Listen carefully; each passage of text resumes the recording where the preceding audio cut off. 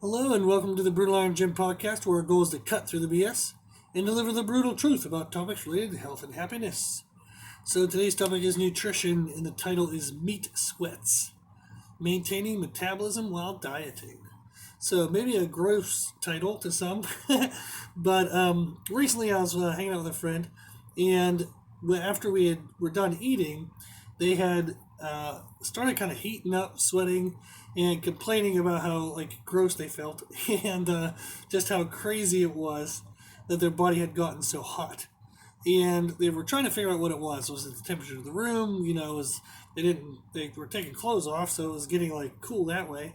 So they were just kind of um, overwhelmed, confused, surprised by the effects. And it prompted just a fun conversation because the person has training in nutrition history as well, like knowledge. So we were just talking about different experiences with diets, and this person has actually been eating in a kind of controlled, restrictive way, making sure they were healthy.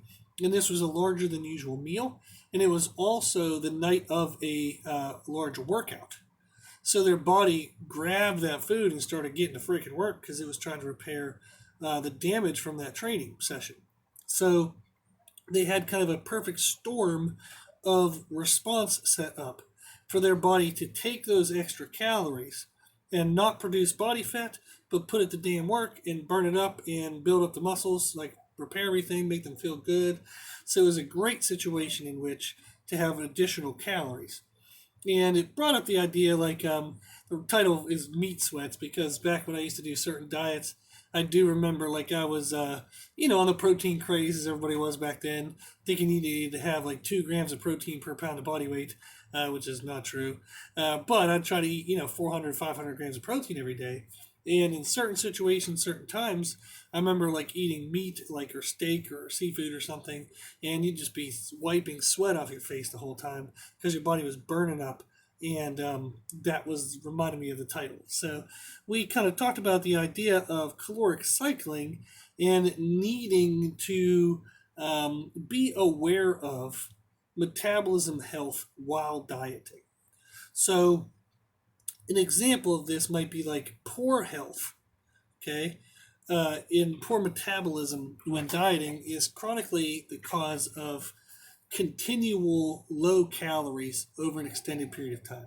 So what happens is our body over time adapts to our calorie intake. Meaning if we have a very low intake, our body will start to slow down the processes it does to meet the amount of caloric intake to its caloric expenditure.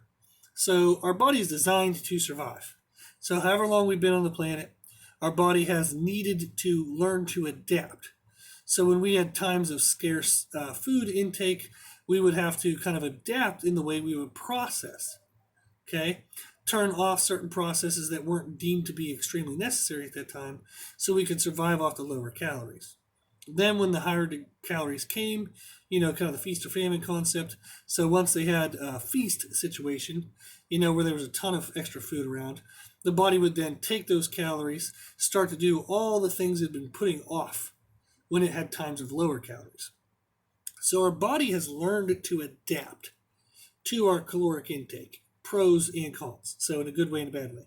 So one of the bad ways for us in today's culture is we don't deem body fat to be aesthetically pleasing, and extreme body fat can cause, of course, health effects, and it just wears out your joints and stuff.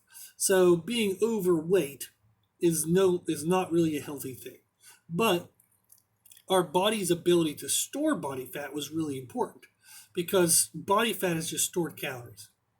So when we would have inconsistent caloric intake, it was nice that our body had just supplies of calories on us. Now, the body maybe produced the ability to store body fat and maybe, only ever intended us to need, to have maybe 10% of our total body weight be body fat.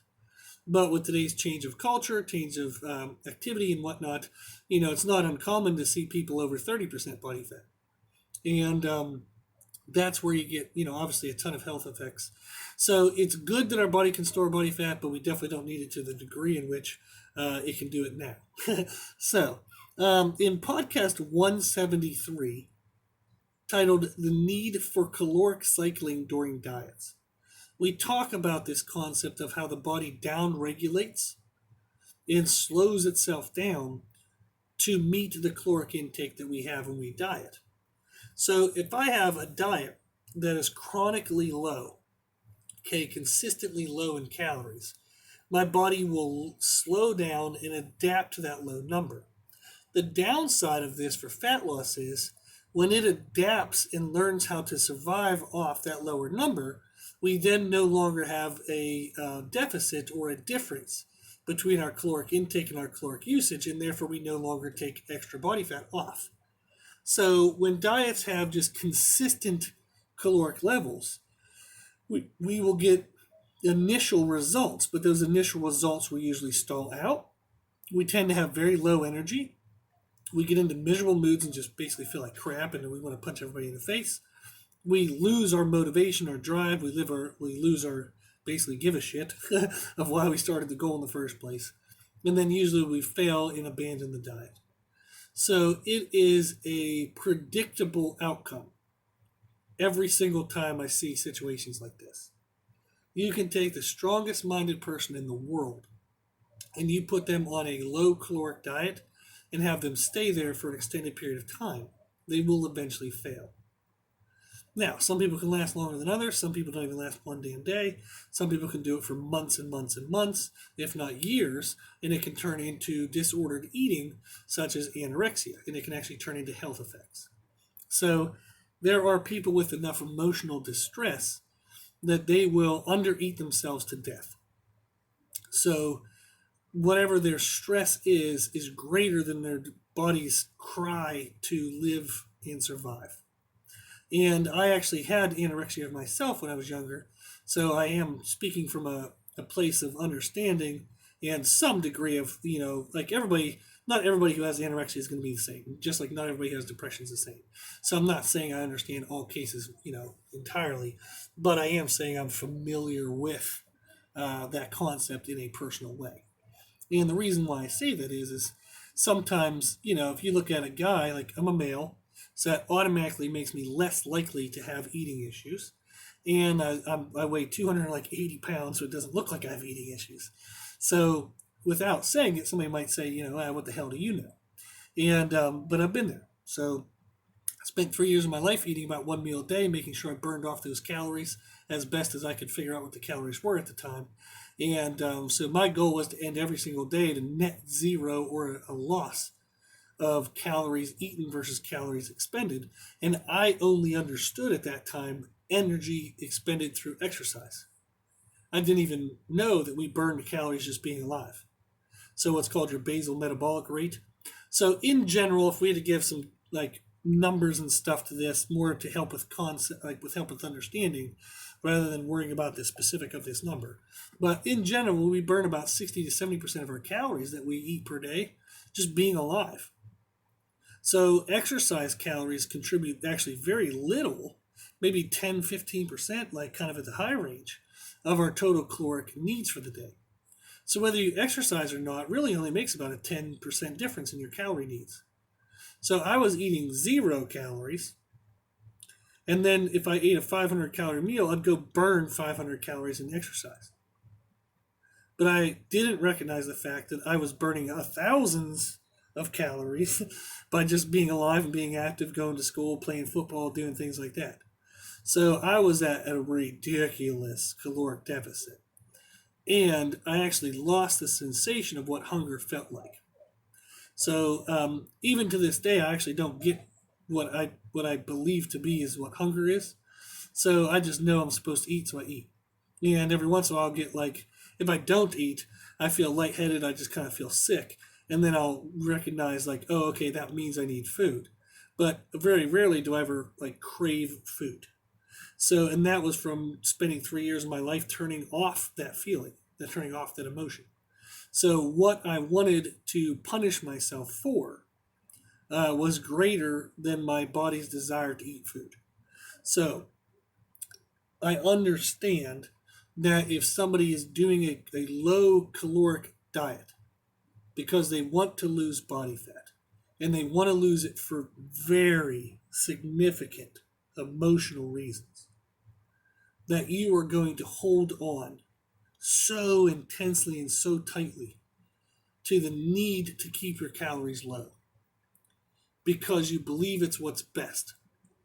And I'm telling you right now, as a nutritionist who knows the science of this, I've worked with over thousands of clients, okay? And I have worked with people with clinical anorexia and bulimia and eating disorders. And I've also personally experienced it. I will tell you with all of that knowledge, okay, formal, experiential, and personal, that if you continue to eat very low calories all the time and you do not do caloric cycling, which we're going to talk about in this podcast, that you will not be successful long term and you will sacrifice your health. 100% those two things, both things are going to happen to you. You will not get the results that you want. And you'll become severely unhealthy for it. So, I hope that as we talk about this concept here, that if you're in that situation where you have a low caloric amount due to emotional need, that you can see some of the reasoning I'm giving, maybe understand that what you've been doing so far hasn't seemed to be working and it has probably stalled out, and maybe you're ready for something new. Now, if you're not in that situation, if you've not had any eating disorders and you're just kind of dieting and wondering why your diets are stalling out or why they fail on a regular basis or a more consistent basis of failure than success, then typically one of the main reasons is going to be a consistent caloric deficit that is not changing, okay, to a correct degree.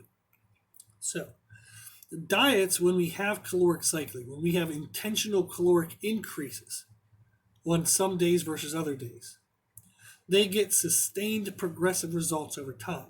You still have some, maybe a week or two here or there where you don't make any progress, or it seems like you don't. But over time, over the span of, say, 20 weeks, you will still continue to make progress during weeks 16 to 20 as you did weeks 1 to 4. Whereas diets of consistent low calories without fluctuations, without cycling, the results you get from weeks 16 to 20 are probably non-existent compared to what you got from weeks 1 to 4. Okay? So diets with caloric cycling, they're going to have sustained progressive results over time. You're going to have better energy daily throughout the day with occasional lows here and there. Every once in a while you get moody, when your activity level goes up but your food didn't. But overall, you have better energy. You're also going to have better motivation. So it's still going to be slightly on or off, but it's not just going to turn off and never come back on, which is what commonly most people experience when they have no caloric cycling. So caloric cycling will make your diets more successful. It'll make the diets less miserable while you're doing them, okay? And it'll also make you long-term healthy. So people wonder why if they do all this effort to lose 30 pounds, they end up gaining it right back. Chances are is you did something that sacrificed and hurt your metabolism. So then when you went back to normal habits, your body started gaining fat at that normal calorie intake because it had down-regulated to a lower intake. So the idea of caloric cycling is to help to prevent the metabolism from reducing, prevent your body from down-regulating to a lower caloric intake. So that way, when you get the results you want, they stay off. Okay? So this brings back that concept of maintaining metabolism while dieting. That's the title of the podcast. So how can we maintain the health of our metabolism while we diet? So that way we have better energy. That way we have progressive long-term results. That way whatever we lose in terms of body fat stays off. How do we make this a successful lifelong change, not temporary madness that ruins our life in a year or two from now?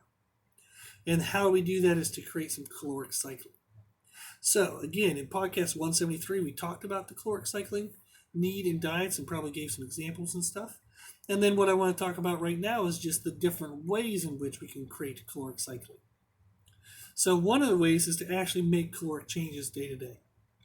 So I'll have clients maybe getting ready for aesthetic-based shows. So shows that like bikini, figure, fitness, physique, all that stuff, wellness and whatnot, where they're getting on stage and want to have six-pack abs, they want to be lean, okay? Those ones we do caloric changing. We typically will have a high, medium, low type calorie days.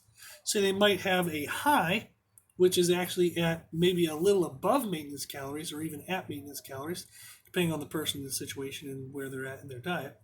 But you're going to have a higher caloric day. Then, on most days of the week, you'll have a medium caloric deficit where it's controlled and within the window of, like, say, 70 to 90% of the calories they would actually really need. So you're making a 10 to 30% decrease in calories, which is going to promote some fat loss, but not shock the body too badly, okay, where it might shut off and fight against the process. And then you have maybe 1 day a week, at most 2 days a week, where you have a significantly low caloric intake to kind of shock some fat loss off the body. So an example might be, 4 days a week of medium calories where there's a really controllable kind of deficit. They might have 1 day that's really shockingly high. Okay, so maybe we're going to go even 300 calories over their maintenance level. But then they have a day or two where you do maybe 500 lower than their caloric maintenance. And that, like, percentages wise, are going to change. So, but maybe you might do at maintenance maybe 5 to 10% over. Okay, usually 10% is probably kind of the top end. And then the low days, we usually go on 10 if not 15% lower and really shock the body. So that's one of the ways you can do it, is caloric change. I like that because it's a known entity that you can then change over time. The other option, though, is energy expenditure changes. So we can actually just change how many calories you use per day. So you would keep your caloric intake consistent. Some days you would use a lot of energy, and that would create your high deficit days. Some days you wouldn't do anything. You would do as minimal as possible, and that would almost create your high calorie day or your less stressful calorie day. Okay? So in podcast 181, titled Using Muscle Damage for Fat Loss, we discussed this idea of how activity can help you burn calories as much as just not eating calories helps you avoid calories.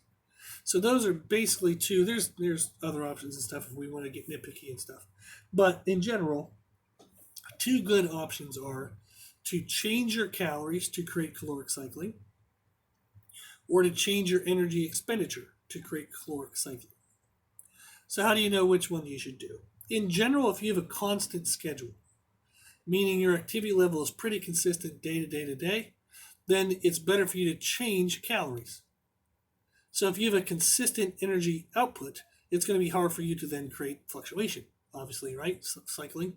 So if you can't change one element, you change the other. So if you have a constant schedule, so I had an example where I helped a guy do a bodybuilding show where he wanted to do extremely well and start qualifying for national events and stuff. So he also had the desire to train every single day, and it was based off the need to be busy. So he had some emotional things he was working through. He also had some bad tendencies in behavior that he was trying to avoid. And when he was in the gym, things went better for him. So he asked if he could train every day. And I said, not really, because our muscles need time to heal and adapt and change. I said, but let's play with an experiment. Let's see what we can do.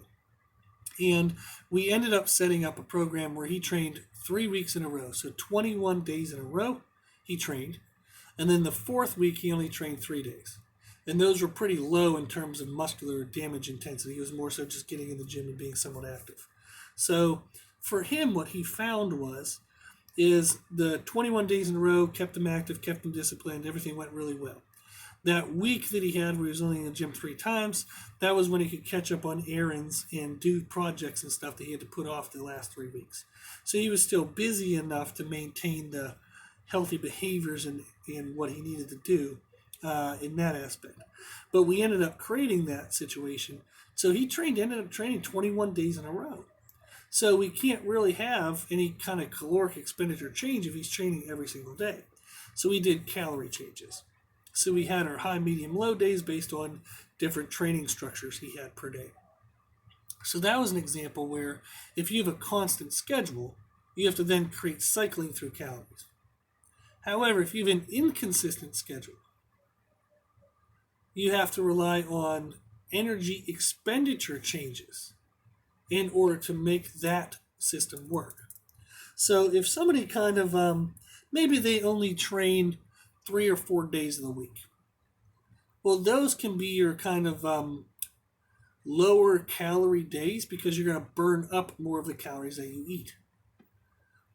But what if you don't train on 3 days of the week, but you eat the exact same calories as you did on the other days? Well, since you didn't burn as many calories, there'll be less of a deficit. So those would almost be your medium/high days. So sometimes this works for certain people with training structures where they might only train 3 or 4 days a week and they really want to have fat loss as an effect. Sometimes it's for powerlifters who want to drop a weight class. Done it for general fitness people who maybe only make it to the gym 3 times a week, where they're going to have we're going to use the inconsistency of their schedule, meaning some days they train, some days they don't, and we're going to use that as the change. So we're going to use their energy expenditure as the change. So in that situation, they're going to eat pretty consistent every single day. And then how they're going to get a caloric change is by burning less or more calories on other days, okay, on some days versus others. So that was an example where they got to set consistent nutrition. They got to kind of just focus on the same thing every day. Very easy structure, very predictable. Everything just got to be kind of set in stone, black and white more so. Okay? And then we created caloric cycling through the activity change. Another example that works well is if somebody has fears or issues with cravings and disordered eating. To where if we have them eat really low on some days, they'll either feel bad on the high days and actually not eat what they're supposed to eat, or after the low days, they freak out, have really intense cravings, and they overeat the next day. So if somebody has craving control issues or disordered eating issues, it's helpful for them to create more consistent day-to-day nutrition and then let their energy expenditure be the cycle.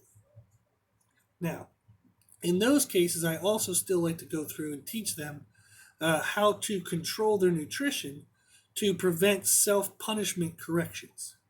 So if they mess up, how do we get them to not just eat nothing the next day, which then cycles into cravings the following day, and then they end up back in this repetitive cycle over and over again of undereating, overeating, feeling guilty, feeling like shit all the time, beating themselves up emotionally, and basically it's this survival instinct of our body that is creating the issues, not the fact that they're mentally weak. So unfortunately, a lot of times people with disordered eating, they beat themselves up thinking they are the problem, when actually it's just their body's natural response to the way in which they're eating. So if they correct the way they're eating, all of a sudden they'll recognize that they have way more willpower, way more self-discipline, way more mental strength than they thought they did. Because it wasn't lack of those things that was causing the problem. It was the body's damn need to survive that was causing the problem due to the inconsistent way they were eating. So, our need to create caloric cycling is extremely important to maintain a healthy metabolism while dieting. So we can have long-term results, so we can have better energy, and we can kind of keep our motivation, our positivity, keep our excitement for our goals. And so in the long run, we can keep off the fat that we lose. So that's what I would suggest you do, okay, is when you're dieting, avoid having chronically, consistently low calories. Make sure you create caloric cycling through caloric changes or through energy expenditure changes. You can listen to podcast 173 to again kind of learn more about the need for caloric cycling during diets and hear the examples we have in that podcast. And then in podcast 181, you can learn more about how energy expenditure affects your diet. And again, 181 is titled Using Muscle Damage for Fat Loss. Then, once you listen to those two, go check out podcast 277, which is titled Setting Up a Meal Plan. So you want to follow through with podcast 277, set yourself up a meal plan, and then make sure you apply the concept of caloric cycling, however it best fits your needs. You can either have, if you have a consistent schedule, you can then have caloric changes be the cycling part you need. If you have an inconsistent schedule or you have maybe some craving issues or disordered eating issues, then have your calories be pretty consistent, but create the cycling through energy expenditure changes. Okay? Cool. So if you have any questions with this, if you want any help putting this all together, we can help answer, of course, some questions, or if you'd like us to do it for you, we can help you set up a nutrition plan exactly true to what your needs are. Okay? Personalized nutrition plans. So our email is brutalironjim@gmail.com. We really, really, really want to help. So if you listen to this and you committed the time to it, we thank you. And we want to make sure you get something for it. Okay?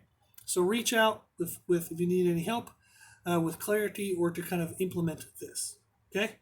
So hope you can be healthy and happy in your journeys and live this process as an enjoyable control of your lifestyle rather than feeling controlled by it. Okay, cool. So if you like the podcast, please share it with family and friends. The more people we help, the happier the world will be. Also, if you like this information, you can find more from us on Instagram, Facebook, and Twitter at Brutal Iron Gym.